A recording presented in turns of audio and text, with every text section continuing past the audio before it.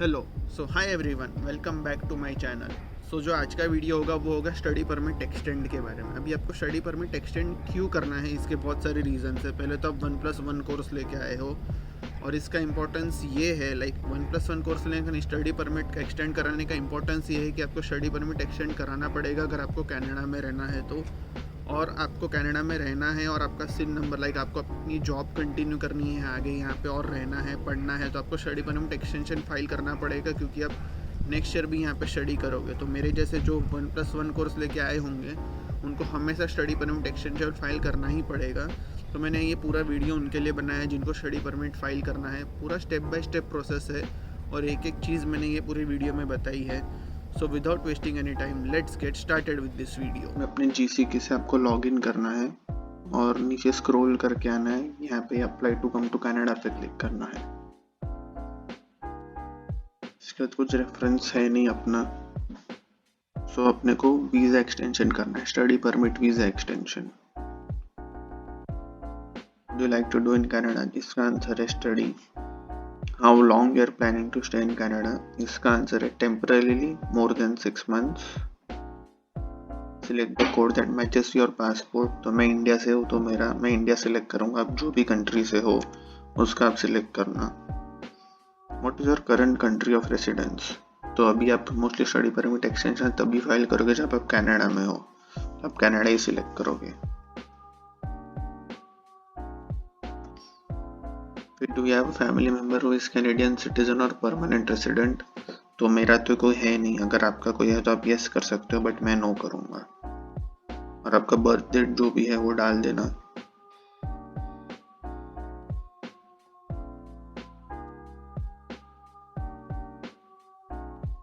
फिर नेक्स्ट करेंगे।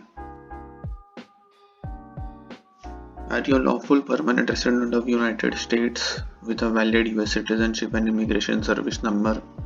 मोस्टली तो आप नहीं रहोगे, बट अगर आप हो तो यस करना, मैं नहीं हूँ तो नो।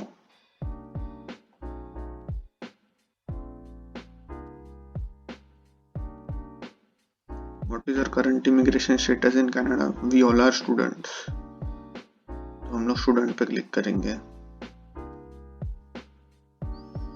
व्हाट इज योर मैरिटल स्टेटस? अगर आप हो मैरिड और एज ए स्टूडेंट आए हो तो अगर आपका आंसर यस होगा, बट मैं सिंगल हूँ। What is your province of destination? If visiting multiple provinces, select the one which you will be sending most of the time in. ये आपके कॉलेज पर डिपेंड करता है, आप कौन सी कॉलेज सिलेक्ट करते हो और उसके हिसाब से आपकी प्रोविंस डिसाइड होती है। तो मेरा प्रोविंस ओंटारियो ही है।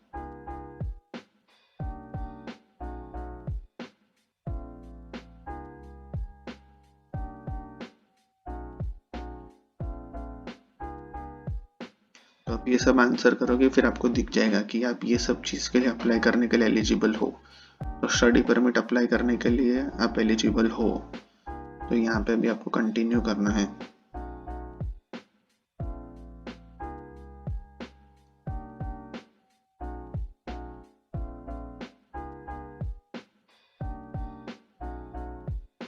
Are you accompanying a family member who has status in Canada? अगर है कोई तो आप यस करना, वरना नो करना। मोस्टली तो नहीं होगा, क्योंकि स्टूडेंट लाइफ में कोई अपने फैमिली मेंबर के साथ आता नहीं है जनरली। अभी नेक्स्ट क्वेश्चन है ये, इसमें ये पूछ रहा है, do you also want to apply for work permit? तो ये जो वर्क परमिट की बात कर रहे हो, पोस्ट ग्रेजुएशन वर्क परमिट नहीं है। जो कोऑप पीरियड के लिए वर्क परमिट चाहिए रहता है वो है। अगर आपके सेमेस्टर में या आपके कोर्स में कोऑप है आफ्टर 2 सेमेस्टर या 3 सेमेस्टर, तो आप लिख सकते हो कि yes I want to apply for coop permit. अभी मेरे इसमें नहीं है तो मैं नो करूँगा। बट ये याद रखना है, पोस्ट ग्रेजुएशन वर्क परमिट के लिए नहीं है, नॉर्मल सिर्फ कोऑप परमिट के लिए है, लाइक कोऑप वर्क परमिट।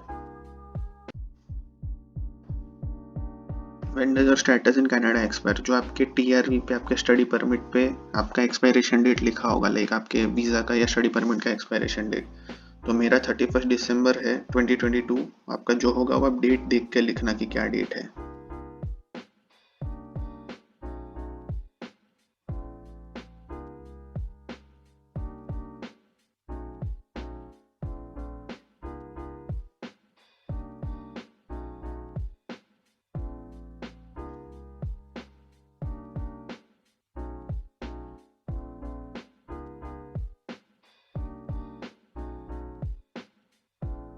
सो अभी नेक्स्ट क्वेश्चन पे जाते हैं। Have you had a medical exam perform by IRCC authorised panel with in last 12 months? ये सब ने मेडिकल एग्जाम किया होगा, बट ये जो लास्ट 12 मंथ्स वाला कंडीशन है वो मोस्टली 99% स्टूडेंट्स का फुलफिल नहीं होता होगा, क्योंकि हम लोग वीज़ा फाइल करने के 2-3 मंथ्स पहले फाइल मेडिकल कर लेते हैं, उसके बाद सब प्रोसीजर स्टार्ट करते हैं, क्योंकि मेडिकल एक इम्पोर्टेंट डॉक्यूमेंट होता है देने के लिए। तो इसका आंसर नो ही होगा, बट अगर आपका 12 मंथ्स से विद इन लास्ट 12 मंथ्स आता है तो आप यस कर सकते हो। मोस्टली आपका नहीं आएगा तो आंसर नो ही है इसका। Have you lived in designated country or territory for more than 6 months in the last year? तो इसका आंसर है yes। तो जाते हैं। अभी ये है medical exam is needed for ये अगर आप ये सब चीज़ें करने आ रहे हो, जैसे हेल्थ केयर के रिलेटेड करने आ रहे हो, नर्स के रिलेटेड कुछ कोर्स करने आ रहे हो, अगर आप मेडिकल स्टूडेंट हो और आपको वो सब फील्ड में जॉब करनी है तो आपको मेडिकल लग सकता है, वरना आपको नहीं करना है medical.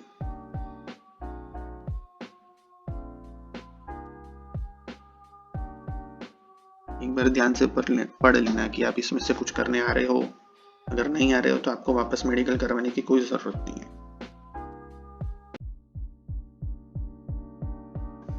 You want to submit an application for family member, मतलब आपके बिहाफ पे कोई अप्लाई कर रहा है, कुछ भी कोई है, आपको किसी के लिए अप्लाई नहीं करना है अभी, तो इसका आंसर है no. Are you giving access to your application? तो इसका आंसर स्ट्रेट नो करना, क्योंकि ये आपका GC की है, ये किसी के पास भी नहीं होना चाहिए आपके अलावा। In the past 10 years have you given your fingerprints और biometrics? तो biometrics मोस्टली 2019 के बाद जो भी स्टूडेंट है कंपलसरी स्टेप्स है बायोमेट्रिक करना, तो इसका आंसर है yes. There are fees associated with this application. Will you be paying the fees? So obviously we will be paying the fees.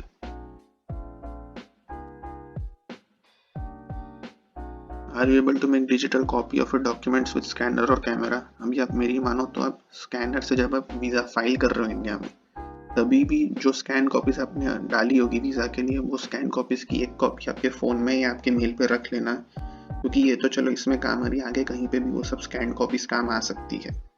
तो कैमरा से मैं प्रेफर करता हूँ कि स्कैनर से ही करवा लेना, और यहाँ पे भी अगर आप आओ और आपके पास नहीं है तो थोड़ा एक्सपेंसिव होगा स्कैन करवाना सब डॉक्यूमेंट, बट स्कैनर से ही स्कैन करवा के अपलोड करना। तो यस, आपके पास है सब documents available, scan copies. Will you be paying fees online? और जो भी आपका कार्ड है जिससे भी आप फीस भरने वाले उसके नाम दिए हुए कुछ, यस ऑब्वियसली हम भरने वाले फीस।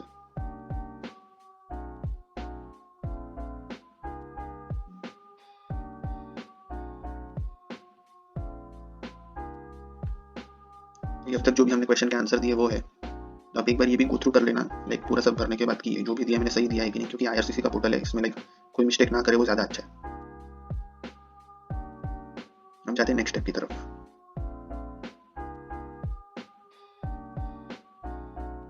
तो ये सब उन लोग ने फॉर्मेट्स दिए हुए कि सब कोई भी फाइल की साइज 4 MB से बड़ी नहीं होनी चाहिए, और जो भी वो लोग ने सब कंडीशंस दिए कि ये चीज़ फुलफिल होनी चाहिए, मोस्टली सब चीज़ फुलफिल हो ही जाएगी, उसके लिए आपको कोई टेंशन लेने की ज़रूरत नहीं है। अभी ये मेन पेज आ गया, इसमें आपको सारे डॉक्यूमेंट्स अपलोड करने हैं, आपके पास जो भी डॉक्यूमेंट्स हैं, तो एक एक करके सबकी बात करते हैं और कौन कौन से डॉक्यूमेंट्स अपलोड करने हैं, फिर फाइनल पेमेंट करना है आपको। तो जो फर्स्ट पॉइंट आ जाता है वो है ये applicants to change condition extend my study. ये फॉर्म है IMM 5707, ये आपको डाउनलोड करना पड़ेगा। एडोब एक्रोबैट रीडर वो स्पेशल एप्लीकेशन इसके लिए लगेगा ये फॉर्म को भरने के लिए, और जो भी डिटेल्स है ये एप्लीकेशन की मैं एक बार आपको खोल के बता देता हूँ।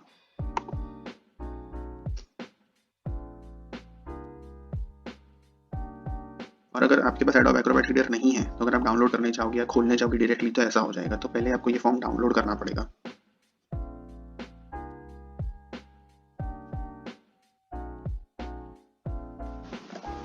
सो आपको IMM का फॉर्म डाउनलोड कर लोगे, मतलब IMM 5709 नहीं, तो आपको ये फॉर्म पूरा एडोब एक्रोबैट रीडर में ऐसा दिखेगा। अभी स्ट्रेट डायरेक्टली आपको फिल कर देना चालू करना है कि जो भी आपका UCI नंबर है आपको पूरा फॉर्म ऐसे करके फिल करना है। सब डिटेल्स इसमें पूछी गई है, कहाँ रहते हो, कहाँ रहते थे, कौन सी कॉलेज है, आपको कांटेक्ट कैसे करेंगे, आपका एजुकेशन क्या था प्रीवियस, नॉर्मली रिसेंट एजुकेशन डालोगे तो चलेगा, पूरा 11th 12th ये सब डालने की ज़रूरत नहीं है। फिर आप अभी कहाँ जॉब करते हो, आप एम्प्लॉयड हो कि नहीं, ये वो XYZ नॉर्मल जो जनरल बेसिक जनरल क्वेश्चंस होते हैं वो पूछे गए, तो वो सब पूरा आपको भर के यहाँ पे वैलिडेट पे क्लिक करना है। अगर कोई भी डिटेल मिसिंग होगी या गलत होगी तो रेड पॉपअप आएगा, उसको आपको करेक्ट करना है, फिर वापस वैलिडेट करना है। फिर पूरा फॉर्म एक बार वैलिडेट आ जाएगा, यहाँ पे वैलिडेटेड लिख के आ जाएगा। उसके बाद ये फॉर्म को सेव कर लेना और ये फॉर्म को फिर वहाँ पे जो आपका फर्स्ट पॉइंट है उसमें आपको अपलोड करना है ये फॉर्म। अभी जाते अभी जो नेक्स्ट स्टेप है उसमें लेटर ऑफ एक्सेप्टेंस आपकी कॉलेज का होगा। ऑब्वियसली नेक्स्ट ईयर का कोई भी इंटेक आपके पास ऑफर लेटर होगा, आपको सिर्फ यहाँ पे वो ऑफर लेटर अपलोड करना है। सेकंड, आपको पासपोर्ट अपलोड करना है। मेक श्योर करना कि पासपोर्ट का भी स्कैन कॉपी हो, क्योंकि आप पासपोर्ट का फ़ोन से अगर फोटो लेने जाओगे तो लाइक पासपोर्ट के जो पेजेस है वो एक दूसरे पे गिरने लगेंगे, तो शायद से क्लियर फोटो ना आए। तो मेक श्योर करना कि इसका भी आप स्कैन कॉपी या तो लेके आओ बैक इन होम इंडिया से, आपके रेफरेंस के लिए आप पहले से लेके रखो इन जनरली, यहाँ आके पासपोर्ट का भी एक स्कैन कॉपी करवा लेना, like first and last page. उसके बाद आ जाता है proof of means of financial support.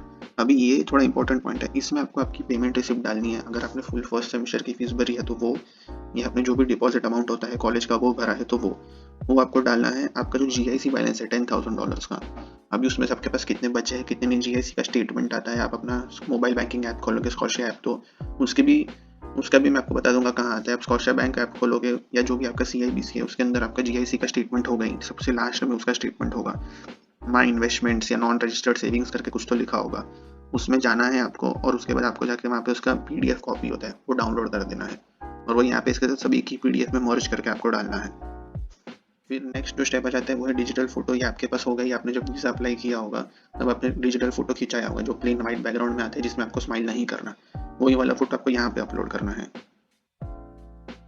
फिर उसके बाद आ जाते हैं नेक्स्ट डॉक्यूमेंट्स के ऊपर, जो कि ये तो हमें चाहिए नहीं, application for temporary resident visa outside Canada.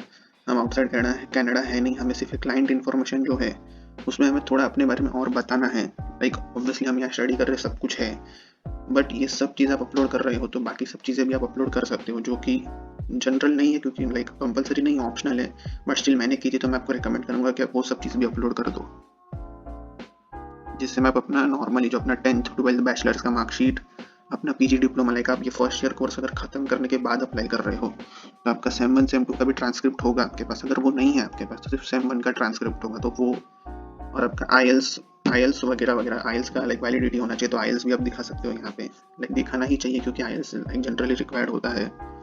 और आपका जो आपने रेज्यूमे बनाया होगा वो, आपका स्टडी परमिट जो आपने जब आप कनाडा लैंड हुए होंगे तो स्टडी परमिट का पेपर मिला होगा वो, और आपका कनाडा का स्टैम्प जो आपके पासपोर्ट पे होगा।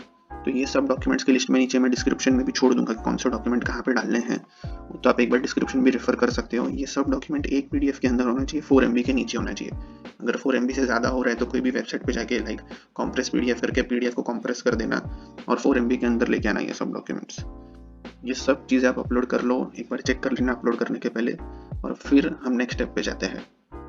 पे करने पड़ेंगे वीज़ा एक्सटेंशन के लिए। जब आप ये पे कर दोगे उसके बाद आपको वापस जैसे आप फर्स्ट टाइम वीज़ा फाइल करते हो वैसा मेल आएगा कि आपका सबमिशन कन्फर्मेशन, और दूसरी एक चीज़ आएगी कि एप्लीकेशन रिसीव हो गया है आपका। फिर उसके बाद आपको फिर से वेट करना पड़ेगा कि जब तक लाइक कब तक वो लोग का रिस्पॉन्स नहीं आता। अभी जब मैं यहाँ पे हूँ तभी यहाँ का स्टडी परमिट का प्रोसेसिंग टाइम मैं आपको बताता हूँ कितना चल रहा है, इनका वो 80 डेज़ है, बट जब मैंने लास्ट अप्लाई किया था तभी 90 डेज चल रहा था उसका टाइम। तो आप देख सकते हो कि टाइम थोड़ा कम हुआ है, but still 80 days is a long period. तो अभी आपने एक बार अप्लाई कर दिया, उसके बाद से आपको सिर्फ वेट ही करना है कि कभी आपका स्टडी परमिट का एक्सटेंशन आ जाएगा। और आपके डॉक्यूमेंट सब राइट है, जो मोस्टली राइट ही होंगे, तो स्टडी परमिट एक्सटेंशन आ जाएगा, आपको कोई टेंशन लेने की ज़रूरत नहीं है। बस इतना मेक श्योर करना है कि जब आपको स्टडी परमिट एक्सटेंशन आएगा तब आपको जाके एक बार अपना SIN नंबर वापस रिन्यू करवाना पड़ेगा, क्योंकि उसकी जो एक्सपायरेशन डेट रहती है वो स्टडी परमिट के साथ ही हो जाती है। बट इसका मतलब ये नहीं कि आप अभी काम नहीं कर सकते हैं ये, क्योंकि अभी आप अप्लाइड स्टेटस पे हो, आपने अपनी तरफ से सब कुछ अप्लाई कर दिया, आप सिर्फ अप्रूवल आना बाकी है। और ये सब हो जाने के बाद आपको स्टडी परमिट मिल जाएगा, जो लाइक जो एयरपोर्ट पे पेपर मिलता है when you land in Canada, वो आपको मिल जाएगा, वो आपको घर पे आ जाएगा पोस्ट से। बट अगर आपको इन फ्यूचर ट्रैवल करना है तो आप सिर्फ वो पेपर पे ट्रैवल नहीं कर सकते, क्योंकि आपको TRV लगेगा। TRV मतलब टेम्पररी रेसिडेंट वीज़ा, जो मतलब पासपोर्ट पे स्टैम्प होता है वो।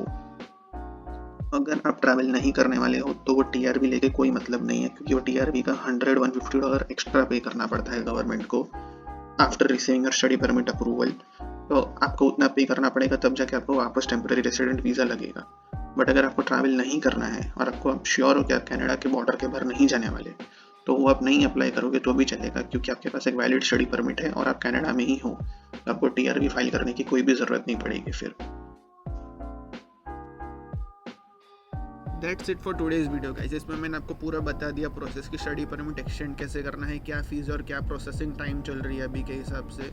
तो अब मिलते हैं नेक्स्ट वीडियो के लिए, तब तक के लिए टेक केयर।